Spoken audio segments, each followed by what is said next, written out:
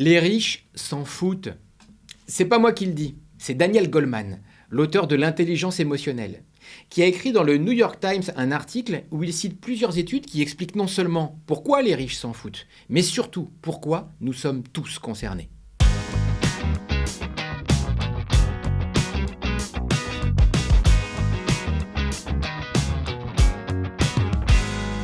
Au début de son article, Daniel Goleman cite une première étude, où ils étudient la conversation entre deux personnes.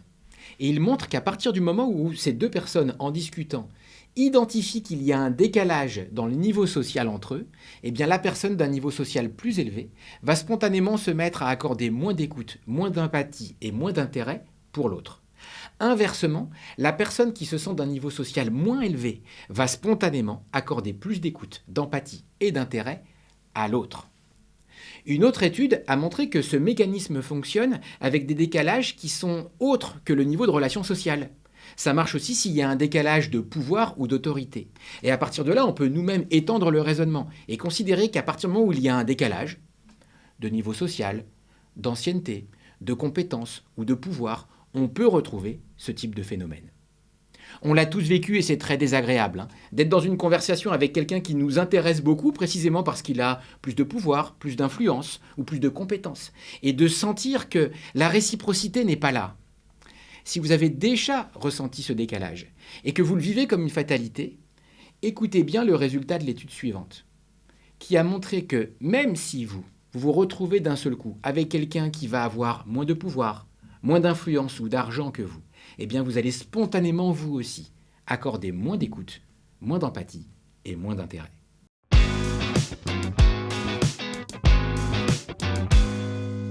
Alors, qu'est-ce qu'on peut faire de cet article quand on se prépare à prendre la parole devant un auditoire ? Premier cas de figure, vous bénéficiez de ce différentiel, parce que pour une raison ou pour une autre, vous avez plus de pouvoir, d'argent ou d'influence que ceux à qui vous vous adressez. Eh bien, il ne tient qu'à vous d'apprendre à penser contre votre cerveau et à vous surveiller. Parce qu'en fait, on a tous autour de nous des gens qu'on va considérer pas intéressants. Eh bien, demandez-vous, est-ce qu'ils ne sont pas intéressants parce qu'ils ne vous apportent rien ? Ou est-ce qu'ils ne vous apportent rien parce que vous ne leur accordez pas suffisamment d'intérêt pour découvrir ce qu'ils pourraient vous apporter ? Deuxième cas de figure, comment se préparer à prendre la parole quand on subit ce différentiel ? Parce qu'on a moins de pouvoir, d'argent ou d'influence que la personne à qui on s'adresse. De la même manière, tout ne dépend que de vous. On connaît tous des gens très riches qui sont amis avec des grands artistes parce qu'ils considèrent que l'autre a peut-être plus de créativité qu'ils n'ont d'argent. Inversement, l'artiste va considérer que l'autre a plus d'argent qu'il n'a de créativité. Et voilà comment on peut efficacement rééquilibrer le différentiel. Vous avez tous quelque chose d'important chez vous, une expertise spécifique, une expérience, une ancienneté, un savoir-faire, une créativité. À vous d'arriver dans la relation fort de ce qui fait votre richesse, afin de pouvoir rééquilibrer en toutes circonstances ce différentiel. En conclusion, on est tous riches de quelque chose. Et effectivement, on a tendance à accorder moins d'écoute, moins d'empathie et moins d'intérêt à ceux qui nous semblent plus pauvres que nous dans ce quelque chose.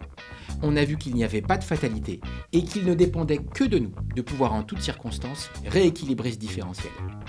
Ça fait réfléchir, non ?